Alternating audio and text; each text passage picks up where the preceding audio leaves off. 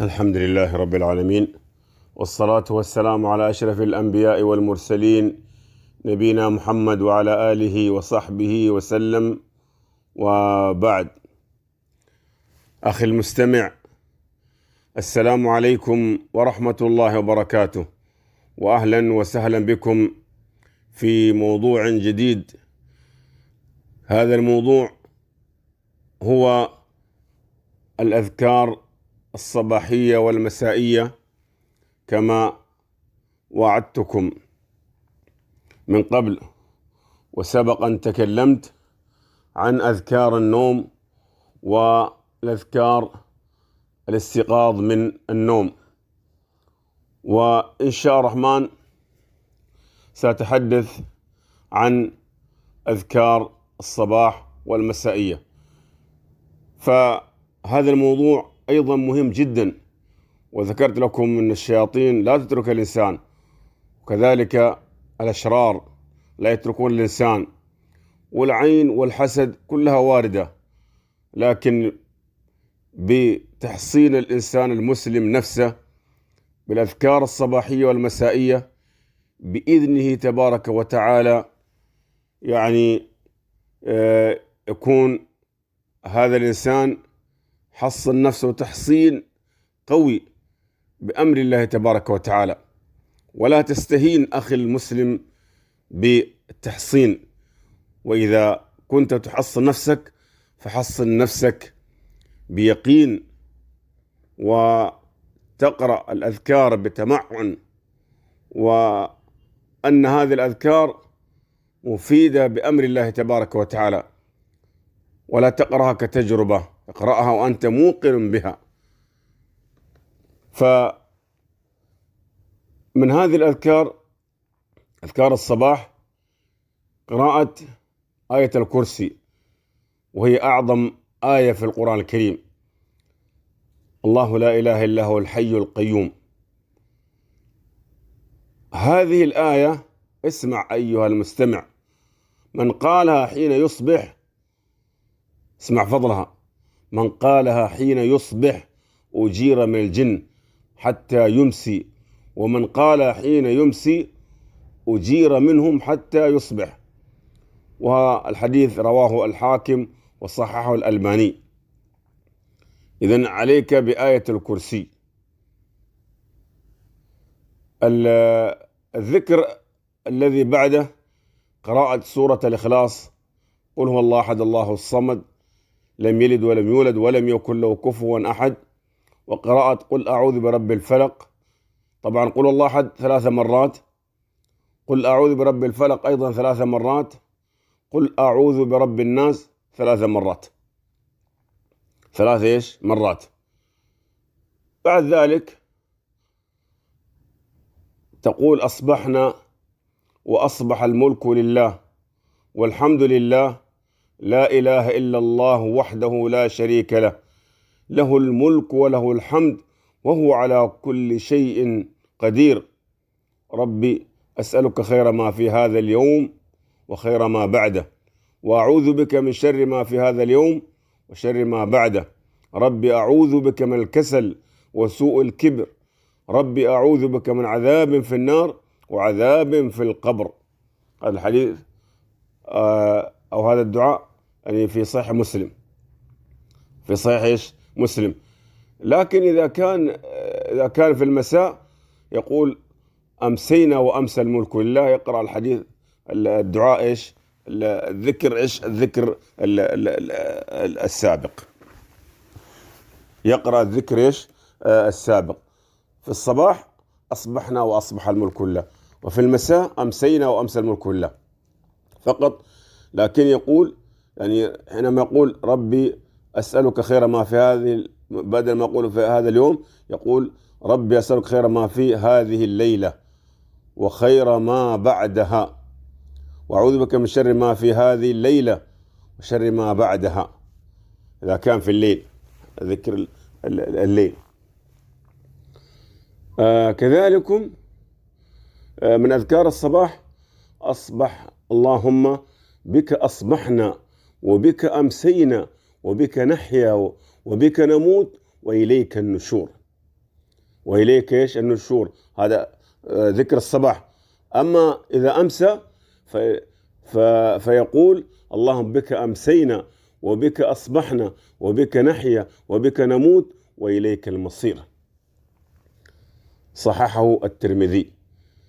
أيضا من أذكار الصباح اللهم أنت ربي لا إله إلا أنت خلقتني وأنا عبدك وأنا على عهدك ووعدك ما استطعت وأعوذ بك من شر ما صنعت أبوء لك بنعمتك علي وأبوء بذنبي فاغفر لي فإنه لا يغفر الذنوب إلا أنت. صحيح البخاري. صحيح إيش البخاري. هذا من أذكار الصباح. أيضا من أذكار الصباح اللهم إني أصبحت أشهدك وأشهد حملة عرشك وملائكتك وجميع خلقك أنك أنت الله لا إله إلا أنت وحدك لا شريك لك وأن محمدا عبدك ورسولك 4 مرات. هذا الدعاء 4 مرات، يعني تقول أو هذا الذكر 4 مرات في الصباح. وفي المساء تقول اللهم إني أمسيت أشهدك وأشهد حملة عرشك وملائكتك وجميع خلقك أنك أنت الله لا إله إلا أنت وحدك لا شريك لك وأن محمدا عبدك ورسولك. الصباح تقول اللهم إني أصبحت، وفي المساء اللهم إني أمسيت. هذا الذكر تقول 4 مرات. وطبعا رواه أبو داود وحسنه الشيخ ابن باز عليه رحمة الله. أيضا من أذكار الصباح اللهم ما أصبح بي من نعمة أو بأحد من خلقك فمنك وحدك لا شريك لك فلك الحمد ولك الشكر. هذا في الصباح. وطبعا في المساء على طول اللهم ما أمسي بي من نعمة، ما أمسي بي. فالحديث رواه أبو داود والنسائي. أيضا من أذكار الصباح اللهم عافني في بدني. يا أيها المستمع تجد أذكار ترى قوية جدا ومعاني لها مدلولة، بس تمعن فيها والله تجد سبحان الله العظيم. تأمل يعني كلمات قوية ومعاني يعني سامية ولها قوة ولها تأثير، بس تمعن فيها. اللهم عافني في بدني، اللهم عافني في سمعي، اللهم عافني في بصري، لا إله إلا أنت. اللهم إني أعوذ بك من الكفر والفقر، اللهم إني أعوذ بك من عذاب القبر، لا إله إلا أنت. تذكر هذا الذكر 3 مرات في الصباح فقط.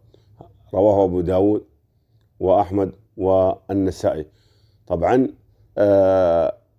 الذي لم أذكر أقول أمسي معناته أنه هذا حق المساء، ولكن لما أذكر الذكر فقط بدون أن أقول هذا دعاء المساء معناه أنه هذا الذكر يعني في الصباح فقط. هذا الذكر يقال فقط في الصباح 3 مرات. كذلك من أذكار الصباح حسبي الله لا إله إلا هو عليه توكلت وهو رب العرش العظيم 7 مرات. والذكر رواه أبو داود 7 مرات. حسبي الله لا إله إلا هو عليه توكلت وهو رب العرش العظيم. تقول هذا الذكر 7 مرات في الصباح.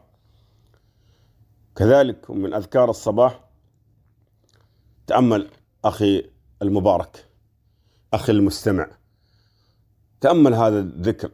اللهم إني أسألك العفو والعافية في الدنيا والآخرة. اللهم إني أسألك العفو والعافية في ديني ودنياي وأهلي ومالي. اللهم استر عوراتي وآمن روعاتي. اللهم احفظني من بين يدي ومن خلفي وعن يميني وعن شمالي ومن فوقي، وأعوذ بعظمتك أن أقتال من تحتي. رواه أبو داود وابن ماجه. الله أكبر. بالله تأمل هذه الكلمات، تأمل بالله هذا الذكر، تمعن. بل أقرأه بتمعن واجلس كذا، شوف أقرأ كلمة كلمة وشوف كيف قوة الذكر، قوة ومتانة الذكر. أيضا من أذكار الصباح اللهم عالم الغيب والشهادة فاطر السماوات والأرض رب كل شيء ومليك، أشهد أن لا إله إلا أنت، أعوذ بك من شر نفسي ومن شر الشيطان وشركه، وأنا أقترف على نفسي سوءا أو أجره إلى مسلم. رواه الترمذي وأبو داود.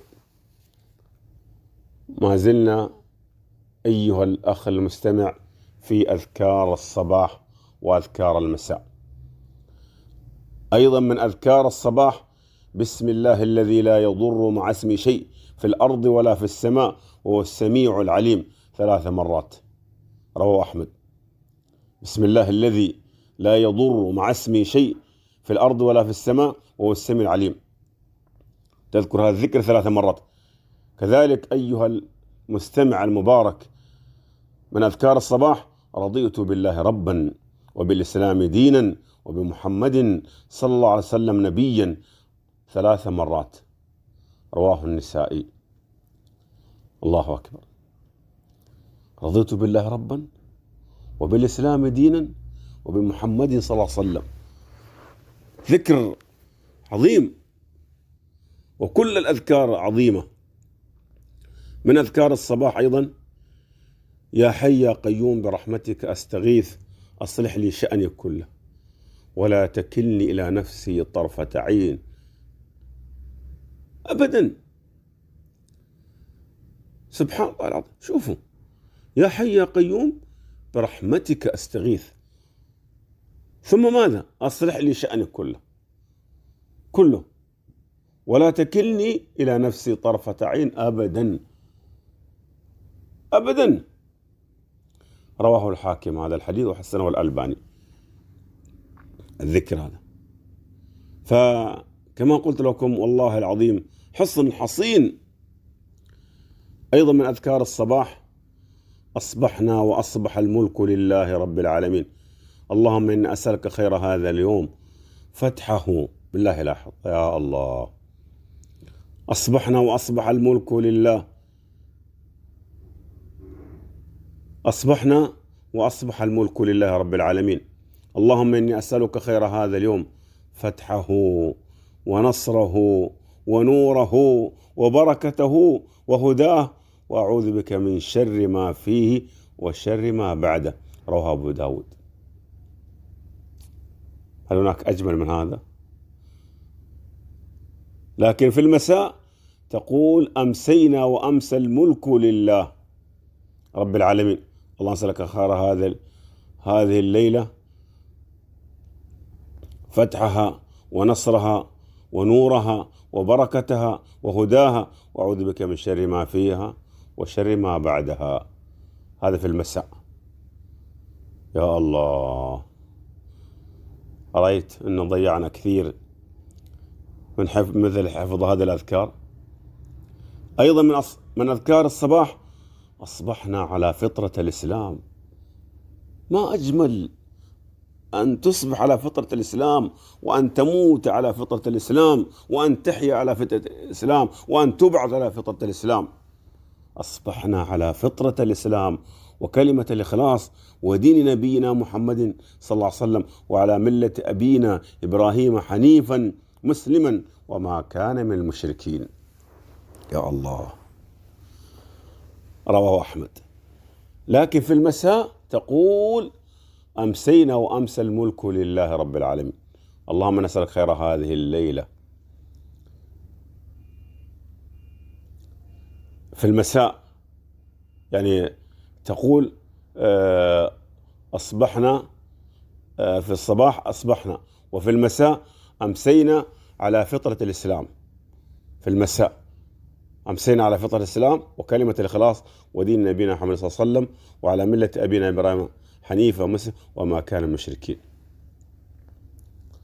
هذا من أذكار الصباح وأذكار المساء التي ذكرت لكم قبل قليل. وأيضا ما أجمل الإنسان حينما يلحق بهذا الأمر سبحان الله بحمده 100 مرة، وأستغفر الله وأتوب إليه 100 مرة. هذا أيضا موجود في البخاري ومسلم. وكذلك لا إله إلا الله وحده لا شريك له، له الملك وله الحمد وعلى كل شيء قدير. 10 مرات أو مرة واحدة عند الكسل. صحيح أبو داود. يعني 10 مرات خاصة عندك يعني بعد المغرب وبعد صلاة الفجر. لا إله إلا الله وحده لا شريك له، له الملك وله الحمد وهو على كل شيء قدير. 10 مرات أو مرة واحدة عند الكسل. لما تكون كسلان اذكر هذا الذكر في صحيح أبو داود. وما أجمل أيضا إذا أصبح الإنسان أن يقول لا إله إلا الله وحده لا شريك له، له الملك وله الحمد وعلى كل شيء قدير 100 مرة أيضا. وهذا أيضا موجود في البخاري ومسلم. إذا أصبح الإنسان يقول لا إله إلا الله وحده لا شريك له، له الملك وله الحمد وهو على كل شيء قدير 100 مرة إذا أصبح. كذلك إذا أصبح الإنسان أن يقول اللهم إني أسألك علما نافعا ورزقا طيبا وعملا متقبلا. هذا مذكور في يعني ابن السني، ذكره ابن السني. وإذا أمسى قال أعوذ بكلمات الله التامات من شر ما خلق 3 مرات، رواه النسائي. إذا أمسى أعوذ بكلمات الله التامات من شر ما خلق 3 مرات. وكذلكم صلي وسلم على النبي صلى الله عليه وسلم، اللهم صل وسلم على نبينا محمد 10 مرات، رواه الطبراني.